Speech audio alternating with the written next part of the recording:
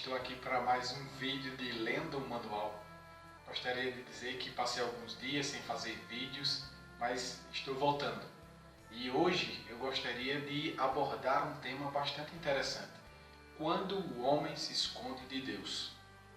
Quando o homem se esconde de Deus.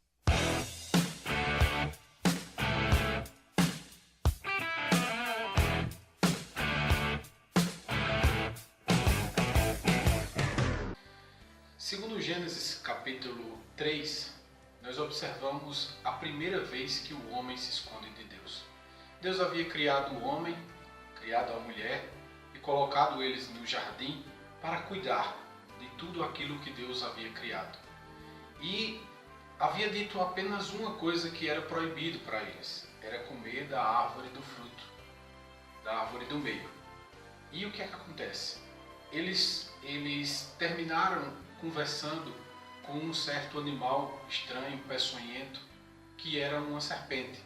A mulher deu ouvidos à serpente e ela condicionou, ela mostrou à mulher que seria legal ela comer daquela árvore, porque a árvore era boa aos seus olhos, porque a árvore era agradável no paladar. E ela foi influenciada por aquela persuasão daquela serpente e comeu do fruto que era proibido para ela.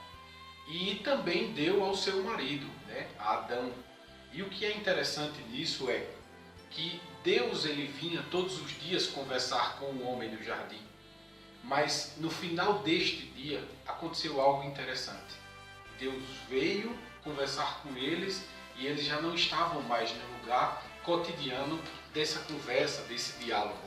Eles já estavam escondidos, haviam feitos vestiduras que eram apenas como aventais de folhas de fio, que cobriam apenas um pedaço do seu corpo.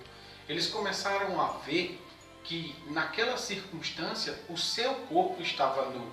Até então não se tinha nenhum problema com isso, mas a partir do momento que eles comeram do fruto da árvore do meio, eles começaram a observar que estar nu não era legal, que estar nu não era correto. E o que é que eu entendo com isso? É que todas as pessoas, todo ser humano só se esconde de Deus quando faz coisa errada. Nós podemos observar que desde criança o ser humano é assim. Quando crianças fazem traquinagem, muitas vezes até se machucam e costumam a não chorar para não mostrar que fizeram coisa errada. Ficam desconfiadas, ficam todas cabisbaixas. E isso é interessante porque já está intrínseco no ser humano esse sentimento. E o que é que eu trago como lição para isso? É que as pessoas elas se escondem de Deus de diversas maneiras. Nesse caso de Adão, diz o manual que ele começou a perceber todas as coisas de uma maneira mais ampla, de uma maneira mais como é que eu posso dizer, natural, humana, não da forma que Deus queria que ele visse as coisas, de forma pura, de forma verdadeira, de forma agradável. E o que é que eu tiro de lição? Eu tiro de lição é que muitas pessoas não acreditam em Deus, porque elas vivem se escondendo dentro delas próprias. Muitas pessoas não dão ouvidos à palavra de Deus porque elas mesmas estão conduzindo a sua própria vida pelos seus próprios interesses, pelas suas próprias convicções. Convicções estas que não dão garantias. Não dão garantias porque essas pessoas, elas ao falecer, ao morrer, elas não sabem para onde vão. Elas não sabem o dia, como vai ser após a morte. Ela não sabe como é a vida após a morte. E as Escrituras Sagradas, o manual de Deus, ele nos dá a garantia de como é a vida após a morte. E existem dois caminhos. Um caminho é a vida eterna com Deus. É a salvação mediante o Salvador Jesus Cristo. E a segunda é o lago que arde com fogo e enxofre, a saber, a segunda morte. É uma escolha que todo ser humano ele escolhe. E dentro dessa escolha está o livre-arbítrio. Deus não criou seres humanos controláveis por Ele. Não, Ele criou seres humanos que são conforme a sua imagem e semelhança. Homens e mulheres que devem ter a sua própria escolha.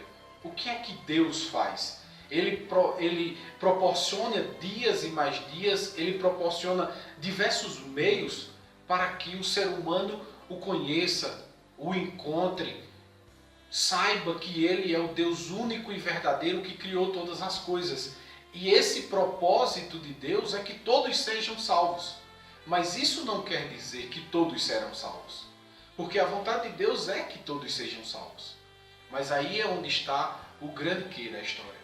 Jesus Cristo disse, no capítulo 3 do manual, no versículo 16, ele diz: porque Deus amou o mundo de tal maneira que deu o seu Filho unigênito para que todo aquele que nele crê não pereça, mas tenha vida eterna.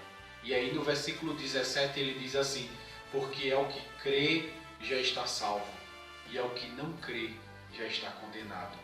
Eu vejo nesse contexto Jesus falando com Nicodemos, que tinha visto aquilo que Jesus tinha feito e tinha sido chamado a sua atenção, e ele veio em busca da salvação. Ele veio em busca, procurar saber o que deveria fazer para ser salvo. E Jesus sempre está à disposição para nos mostrar o caminho da salvação. E assim é hoje contigo que assiste esse vídeo. Ele te deu a oportunidade de conhecer o manual dele, o manual santo, que apresenta Jesus de Gênesis a Apocalipse. Jesus que é o Salvador da humanidade, mas é o Jesus que salva apenas aqueles que creem. Jesus que salva como salvou o ladrão da cruz, o que disse: Senhor, lembra-te de mim quando entrares no teu reino. E o outro não quis dar crédito. E aí nós percebemos que apenas um foi salvo. Apenas um foi dado a promessa: ainda hoje estarás comigo no paraíso. Então, a você que me assiste, nesse exato momento, eu te digo, a escolha é sua. A vontade de Deus é que todos sejam salvos.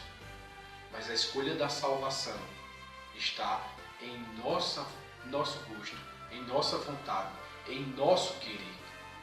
Porque Deus, Ele liberou a cada um de nós seguirmos a Ele ou não. Porque para Ele isso é o verdadeiro amor. É quando eu faço de livre e espontânea vontade. E a você está dado o convite. Vem seguir a Jesus. Acompanha Jesus. Segue os caminhos dele. O manual está aí. Você pode o conhecer melhor. Você pode saber os passos. Você pode saber o caminho como tem que ser trilhado. É Jesus, a única salvação. Que Deus abençoe. Muito obrigado por assistir esse vídeo. Dá um like aí se tu gostou. Compartilha com pessoas que precisam ouvir esta mensagem. E até a próxima.